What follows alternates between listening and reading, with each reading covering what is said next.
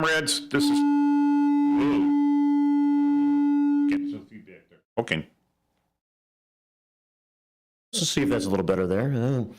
It's a little better. Someone's mic is way too high. All right. Yeah, go ahead and pull that up to you, Paul. Welcome to the Chief Guard of the Republic here at WRMN. And Mike, let's try this again. Welcome to your Saturday. Okay, fixed bayonets, comrades. This is Chief Guard of the Republic, Veteran Radio Shoutout Show with your host, Chief Warrant Officer 5, Michael Francis Tuman, every Saturday, noon to 1 on WRMN, 1410 AM, the Fox River Valley Media Network out of Elgin. Streaming on WRMN1410.com. You can also follow us on Facebook Live. The studio number here is 847-931-1410.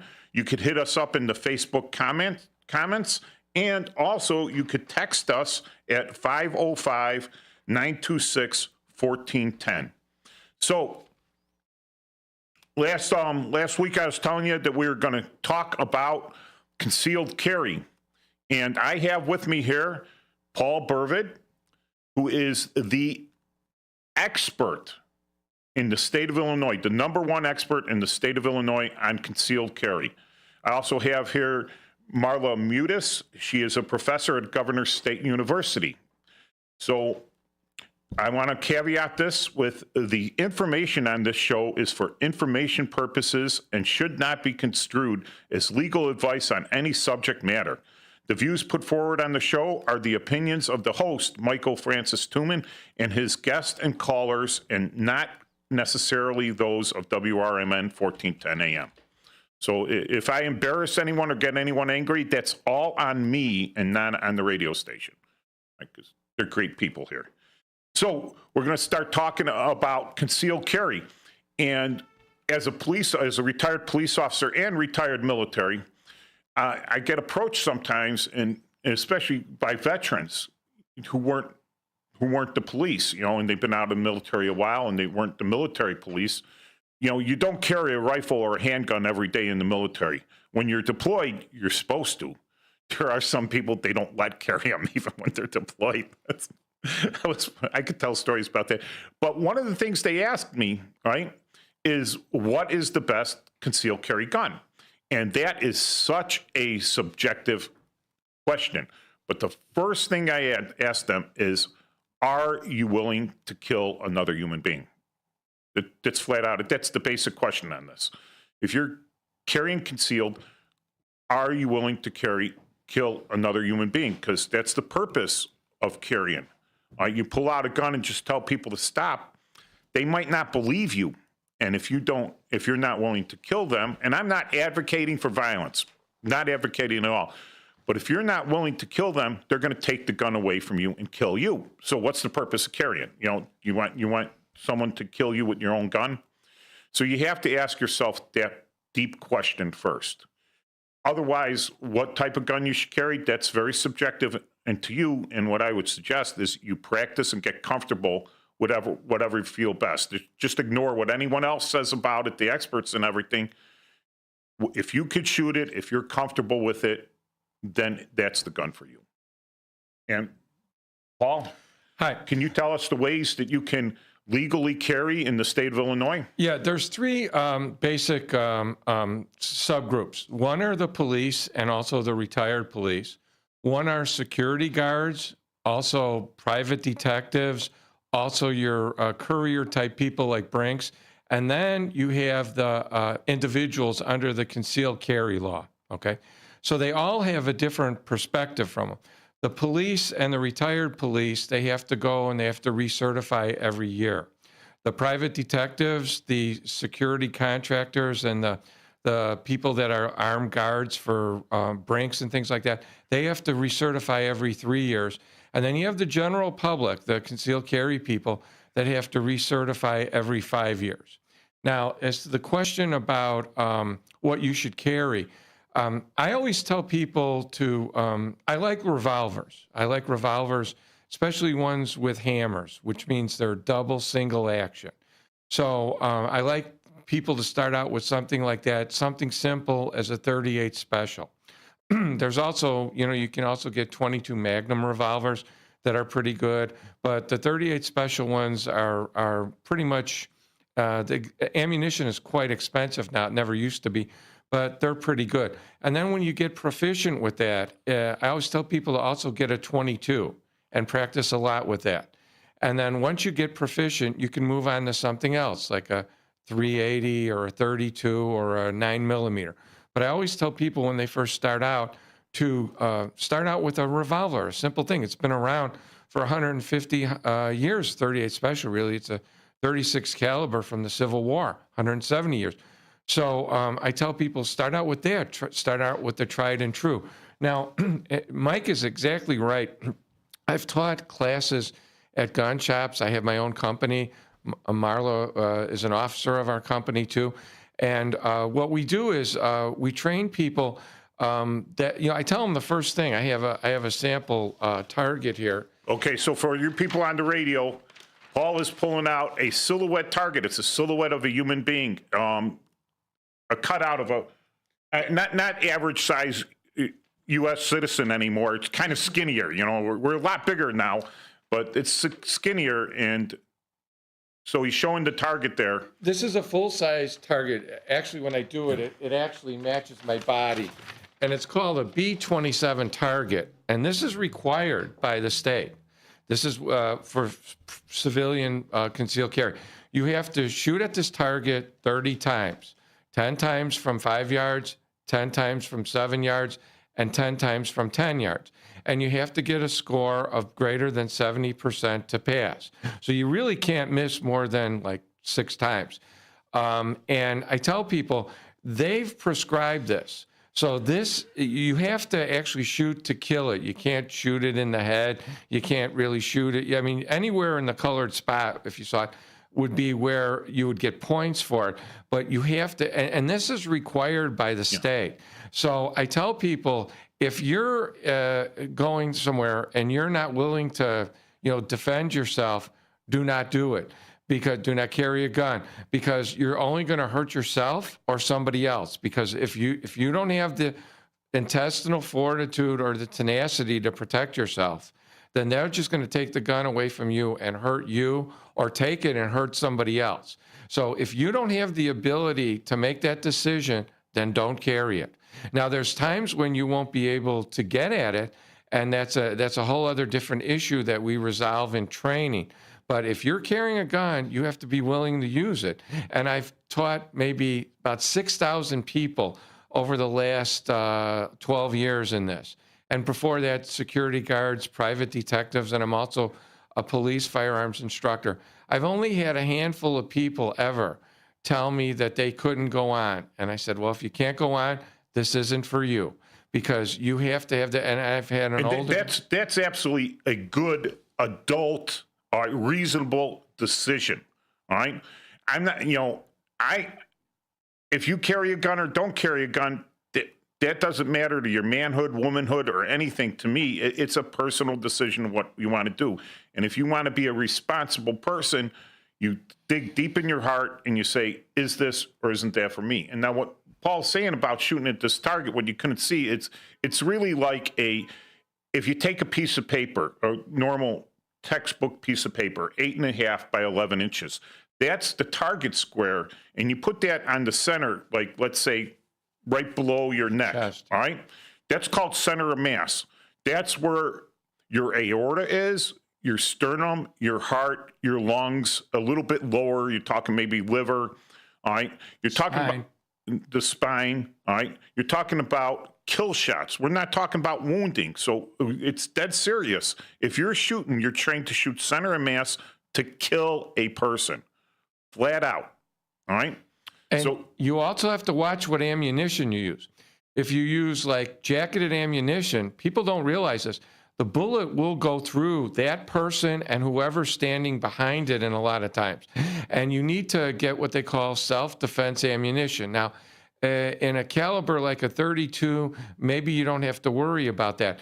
But, I went to college with a guy that was crippled, and he was shot by a sniper. He went to a school on the east side of Chicago, and he was crippled for the rest of his life. And the sniper used a 22 caliber rifle, and shot him from 3 blocks away. And it went under his heart and it lodged in his spine. And people don't know this, but a bullet is lethal for a mile to a mile and a half, even a box of .22 ammunition. And when I was a state's attorney, there was a case where a guy was killed on New Year's Eve with a bullet that came down from people that were, quote, celebrating. You never fire at something you don't know what's behind it. And that's really vital, because when you're doing this, you know, another thing, people say, well, I'm going to shoot at a guy in a car. Well, you shoot at the guy in the car and you kill him, but he's not dead yet, and he drives and he runs over a woman pushing a baby carriage 2 blocks away. You're responsible for that. You're the one that's going to go to jail, not the guy, because he's already dead.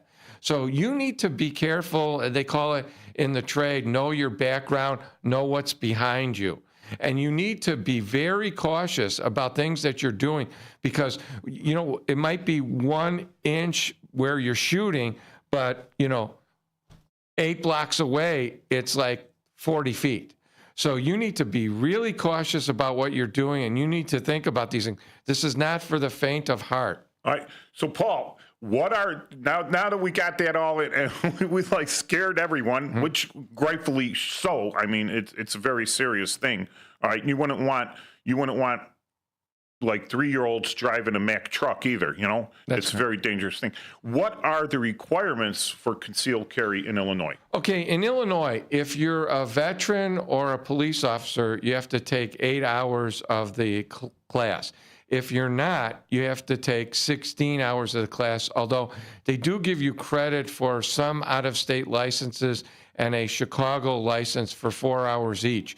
But what the class is, you have to learn the law of the concealed carry. You have to know the law of self-defense, use of force, and then you have to know how to handle the firearm, how to deal with it in public, and your interaction with police, okay? And then what people don't realize too, when you get your concealed carry, they link it to your driver's license. So if you have a car that's registered to you and the police are pulling you over, when they run your license plate and it's your car, they know you have concealed carry. And they also know when they run your driver's license that you have concealed carry. And they know this in every state. So when you interact with police, when you do this, you can either, the way they wrote the law is kind of stupid. They said that you're not supposed to flat out tell the police that you have a firearm because it would scare them, which is really ridiculous.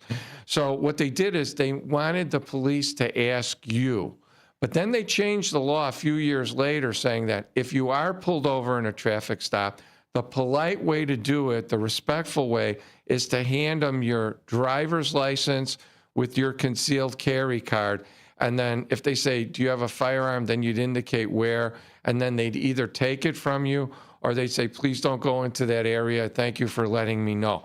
So that's the kind of stuff that we teach in the classes. We also teach gun handling. You never point a gun at anyone. We teach how to load and unload firearms.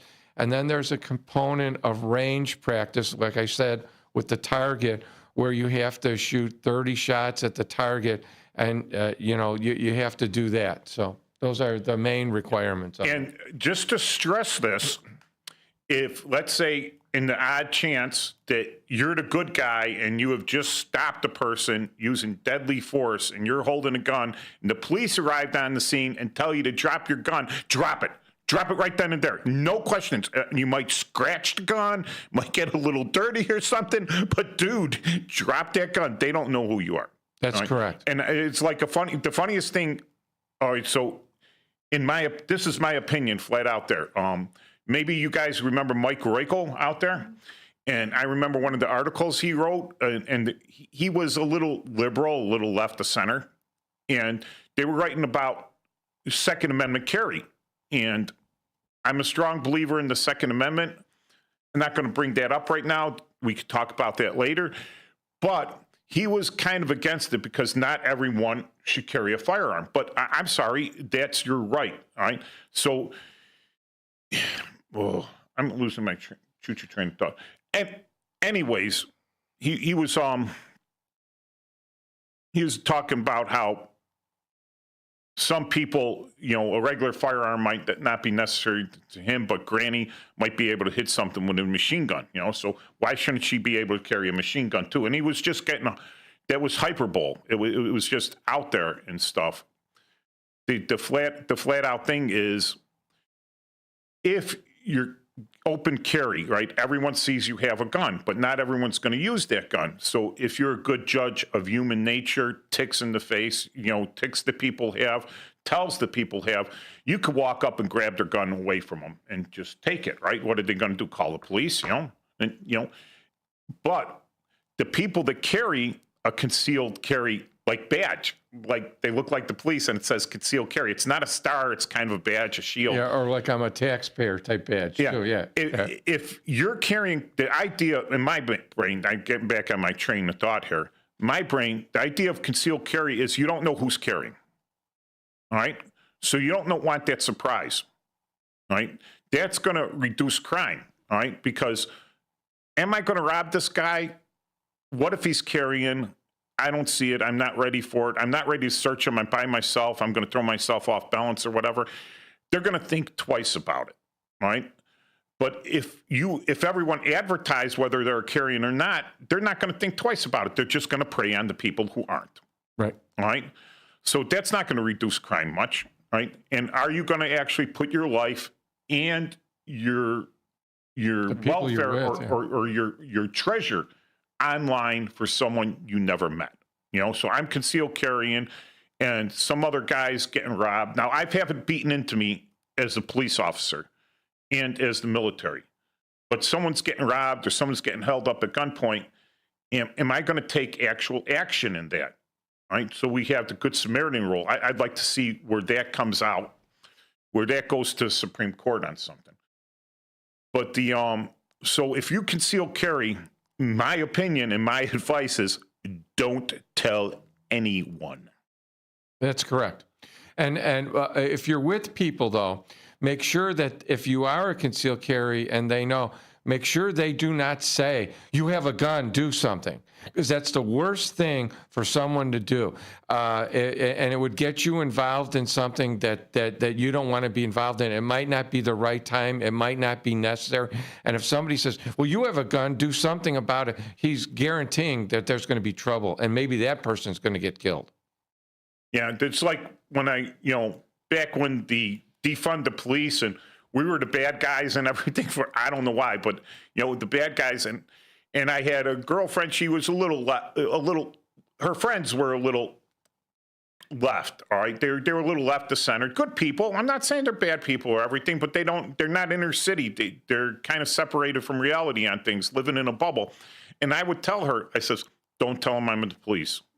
Do not tell them I'm the police, because they're going to react differently, because to them, I'm the bad guy.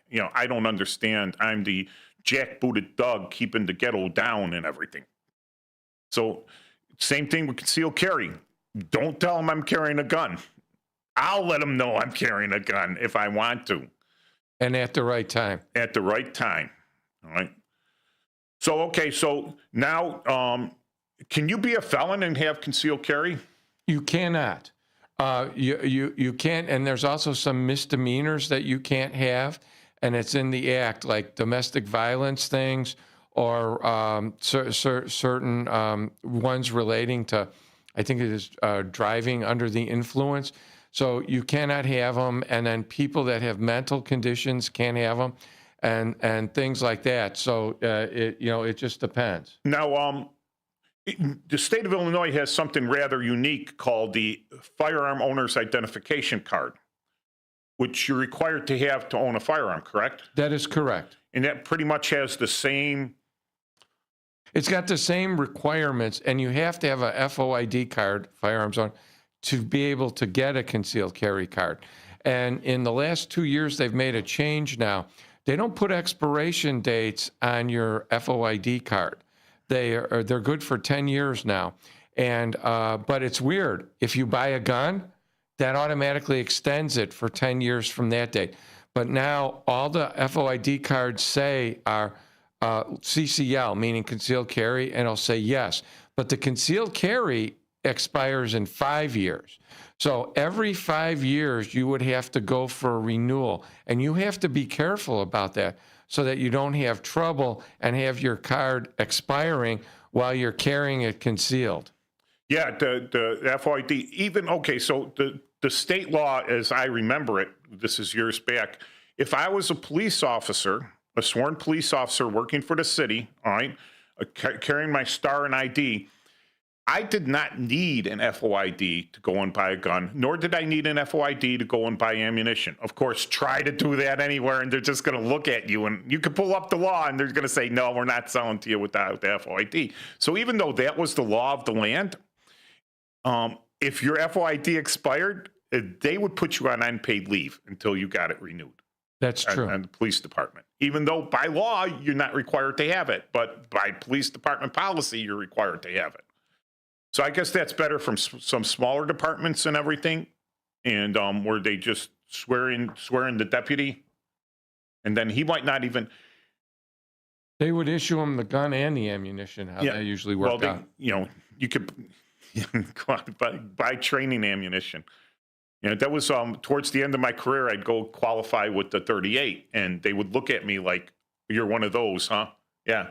Yeah, I'm one of the last guys still carrying a wheel gun. You know, they'd have to stop everything and just shoot me separately. But yeah. So now you've got your couple of seconds. So when we come back, we'll discuss further the what you need to do to go get your concealed carry. Now that you've decided that yes, that's for you, and just because you have your concealed carry doesn't mean you have to carry. That's true. Ever, right? That's correct. So let's say you don't want to carry the gun, right?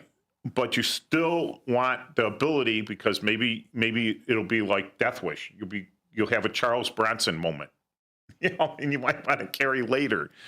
So yeah, and again, never advocating for violence. Never advocating for violence with a gun. It's always good to have training because you never know what situation might arise. Yeah. So we're going to go into a break, and when we come back, more of Chief Guard of the Republic. Saturday afternoon here on WRMN. It's 12:28, and we've got the Jeff Michaels Show coming up in the next hour. Thanks for listening to WRMN. Live from downtown Elgin on a Saturday.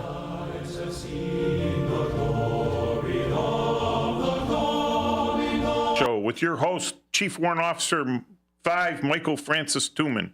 Every Saturday, noon to 1, WRMN, 1410 AM, the Fox River Valley Media Network out of Elgin. Streaming on WRMN1410.com.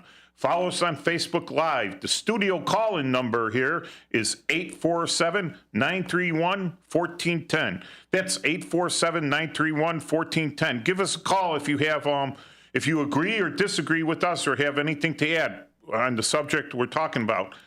We also have a text number of 505-926-1410. You could also respond in the comments on the YouTube Live on the channel, on the WRMN channel. I am here with the premier concealed carry expert of the state of Illinois, Paul Anthony Burvid. He is a retired attorney general, assistant attorney general, and a retired state's attorney for the state of Illinois. He's also licensed as a private detective and security contractor. And I have his business associate here, Dr. Marla Mutis, who currently her full-time day job is a professor at the Governor's State University. So we're talking about concealed carry. We got over one of the requirements, which was having an FOID, and the requirements of not having any violent criminal, a felony. You're flat out, forget about your concealed carry if you got a felony. I think there's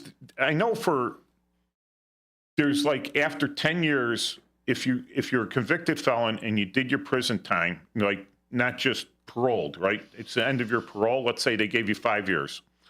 So you did 5 years with no parole. Your sentence has been discharged, right? And it's 10 years later. Can you now apply for an FOID? No, there has to be a governor's pardon of innocence or something like that if you're a felon. Now, what's really unique is a lot of states, they don't consider black powder handguns to be firearms. So felons can carry concealed in other states with a black powder firearm. Illinois views anything over a .18 caliber as a firearm, which means even 22 air guns. But currently, black powder firearms in Illinois are considered a handgun. And it's kind of funny because in other states, even felons can carry black powder handguns, but not in Illinois. There was a recent decision a few years back, though, with regard to tasers. And I believe they determined that felons can, because they were barred from owning tasers or stun guns, as it were. But there was a recent decision that allows them to have them, I believe. I don't know if it's been overturned or not, but the last I remember, it came down that said they can even have even a stun gun. All right. And so now we've gotten, we've gone out. Do you need to own your own firearm before you go to concealed carry? No, classes? usually instructors or places where you would take the class would offer them as like you to use them. When they do that, though, I usually tell people to use a 22 if they're unfamiliar with it, because some people, I've trained over 6,000 people, and you get various, excuse me, you get various people with different types of training. And some people, they're just afraid and the gun goes flying. And you don't ever want to drop the gun because even though they're supposed to be drop safe, there could be a serious injury if the gun goes off when it falls down. So if you're unfamiliar with it, I always tell somebody to take the lowest caliber they have, like a 22 or even a 38. Because, if you're not familiar with it, it's not going to do any good. And one of the things I would recommend, because it's not like on the TV shows and everything, I see people shooting a gun off inside a car, like a large caliber automatic inside a car. And I'm like, and then they're talking to each other afterwards. I'm like, no, that's not going to happen. They're pretty much going to be deaf for a while. You're going to be deaf. This not permanently, but. No, this is going to be confirmed by people that I had in a class. And I'll tell you another thing, too. I've had people that were shot, and they told me that once they were shot, their hands and arms did not work. I've had people tell me that, they think they can shoot across and another thing is, too, the headliner of the car potentially could catch on fire because of the muzzle flash, and it's made out of oil. So if you're shooting in a car, you might be the dude that's driving around with the inside of the car burning while you're crashing. So that's not a good idea. And I've had people that were in the military said, I shot without earplugs in a building and I couldn't hear for a couple of days. So you don't want that. And that's another thing. We train for you to shoot with earmuffs on, and you should always wear earmuffs and earplugs at the same time. But that's another thing you're going to be unfamiliar with. The first time you ever fire a gun, particularly in a closed environment without earplugs, it is tremendous. And the concussion will have a really adverse effect on you.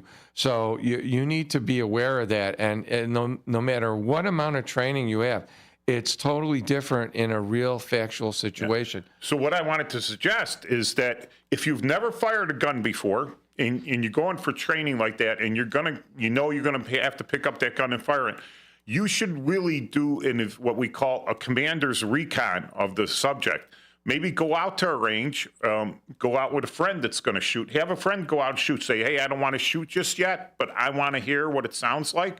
I want to kind of feel it there.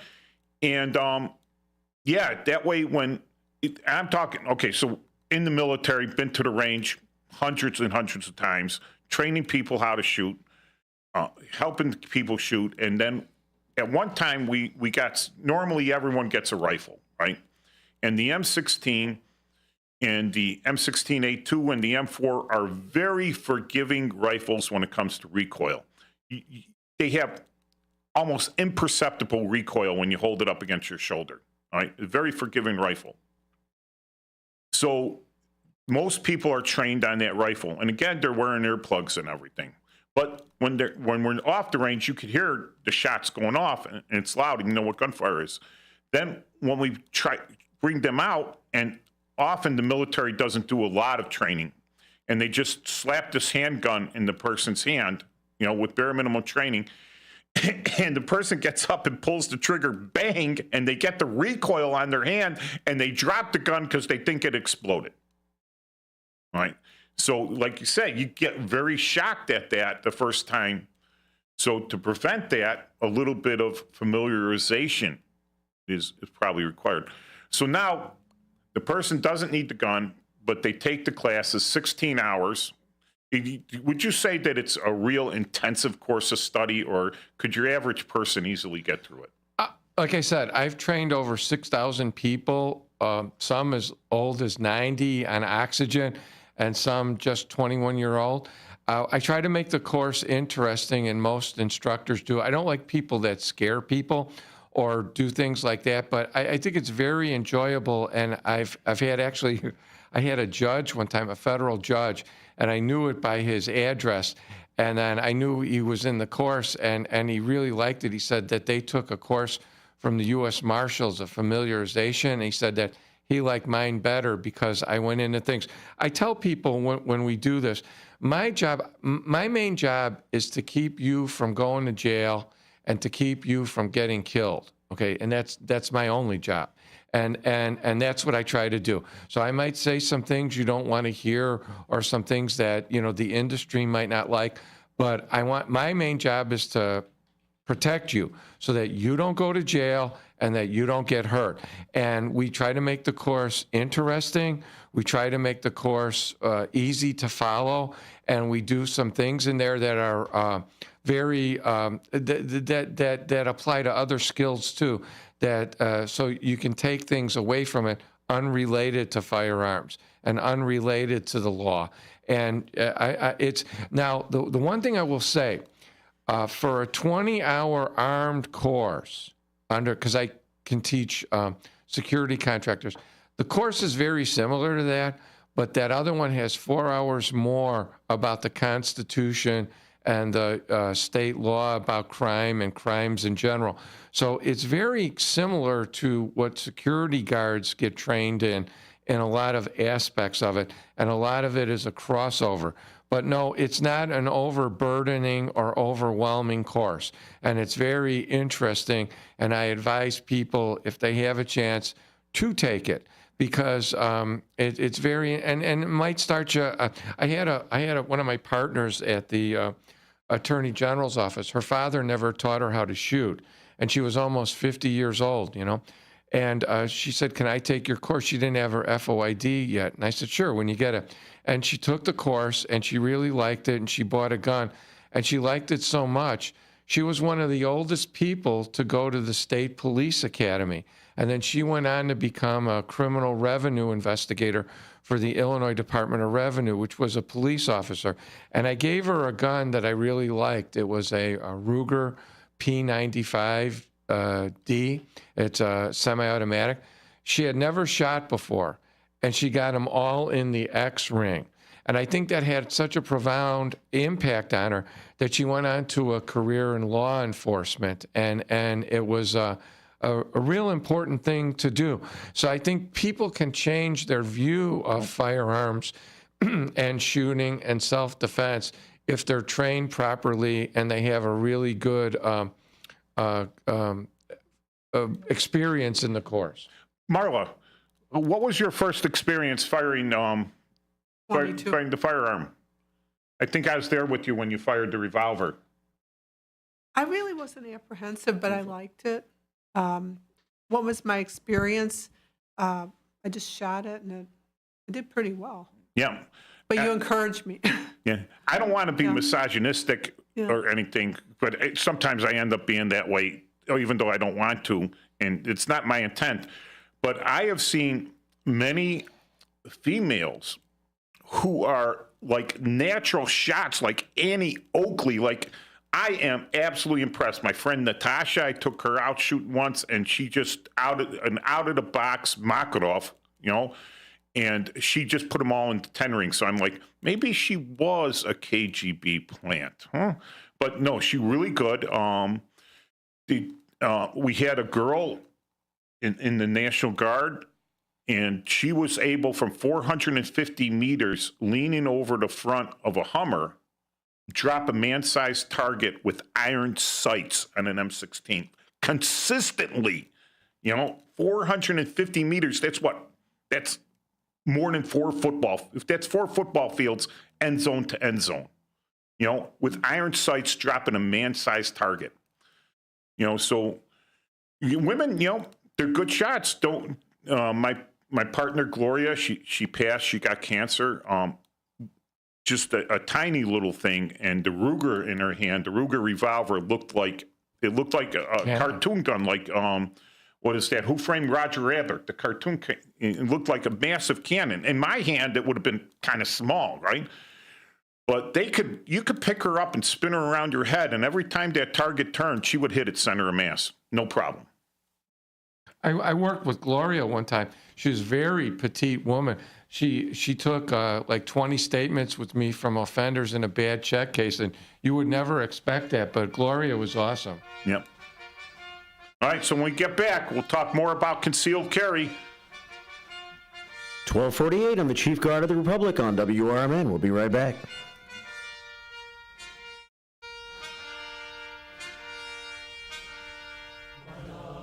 Political party poopers got you down? Shake it off and join me, Dennis Sonar Green, every weekday from...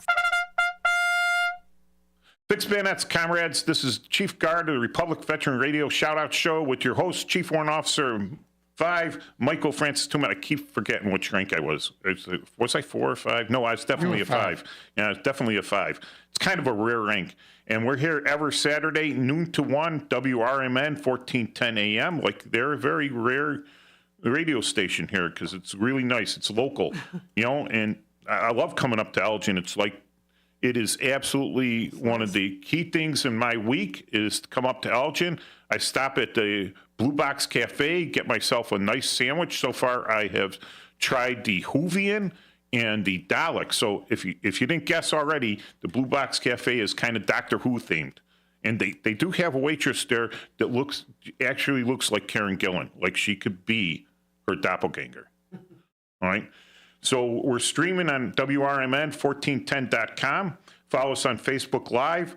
Studio number is 847-931-1410. If you don't want to talk on the radio and just send us a question, you could text us on 505-926-1410 or hit us up for comments in the Facebook comments. Of course, if you're watching the Facebook tomorrow, you can make comments.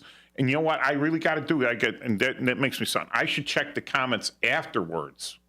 So that even if people are watching this during the week, that when I come in Saturday, if you make the comments later on, I promise I'm going to check all the comments now. I didn't even think of that. I should have someone doing that for me.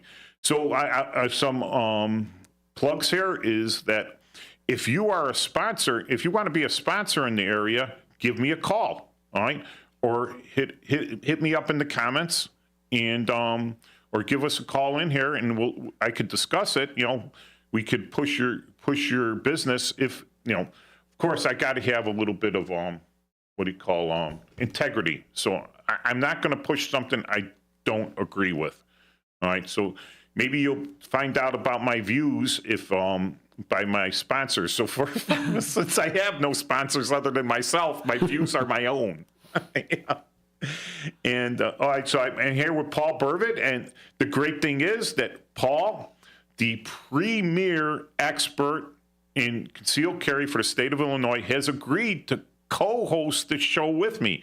So I'm going to have to change up our webpage. The webpage is CGR, short for Chief Guard of the Republic, .Sylink, PSYLINK.net. So it's a subpage to the Sylink.net page, which I can't believe no one had taken that one. I was like, wow, that's available? Holy cow, $10? I'll buy it. Even if I wasn't going to put a page up, I was going to own Sylink.net. All right, so Yeah, I use that. I am a internationally recognized author, which means I sold one book in Great Britain via Amazon and one book in Germany that I know of. I haven't checked up. Hopefully, maybe somewhere else. But I've been read in Europe and in the United States. So I got 13 novels. You could see those on Psylink.net, PSYLINK.net, and that would be in phonetic. Papa Sierra Yankee Lima Ida Nora King. Now that's like half police, half military, but in pure military it would be Papa Sierra Ida Lima. No, Papa Sierra Yankee Lima Ida November King.net. So, Paul, got any final words? We've got a couple minutes left here. Yeah, I'd like to talk about a couple of things. When people talk about concealed carry, I like to tell two stories that are kind of interesting. So, I watch a lot of training videos, and they were talking about it was a video about an incident that happened, and some police rolled up to the incident. And usually your attention would be drawn to one individual. And in this case, there were several individuals around, and they were looking at one specific man. And your first inclination would be that he's the offender, okay? And there's something you got to remember. It was kind of a telling situation. Turned out that all those folks that were looking at him were deaf, and he was signing to them. So he wasn't the offender, and if you came up to something like that, you might think that that's the guy I should be focusing on. And then another thing, this happened to me about 10, 12 years ago now. I went to court with my partner, and I used to park in the South Loop, and we were walking back to the office.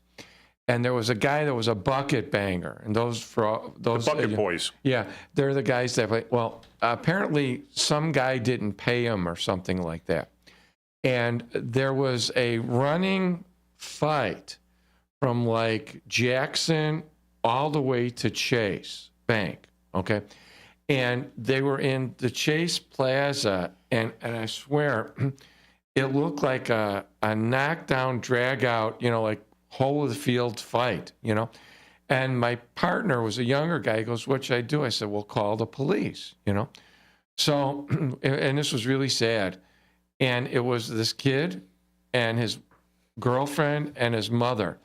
And they got into a fight, and then they got to tussling, and then it got to where the kid had pinned the bucket banger, and he was so weak from the fight, he had his mother sit on the guy.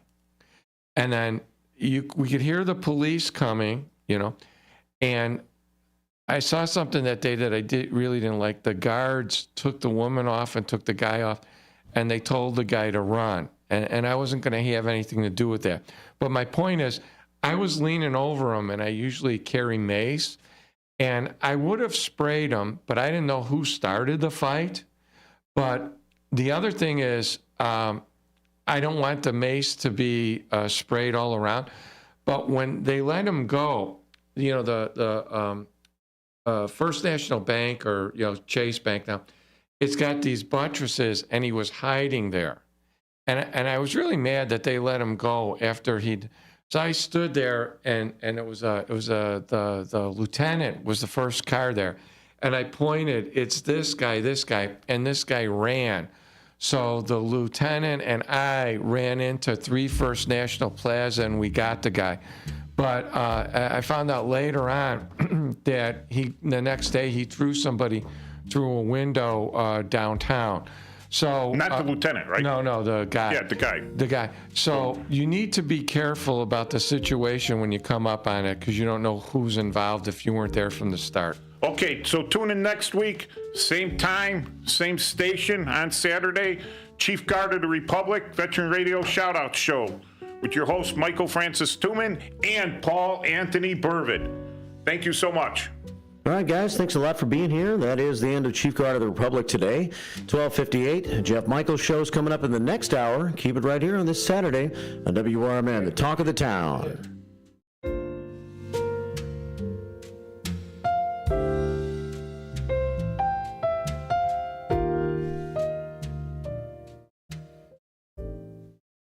Want to read some action-packed, exciting pulp fiction?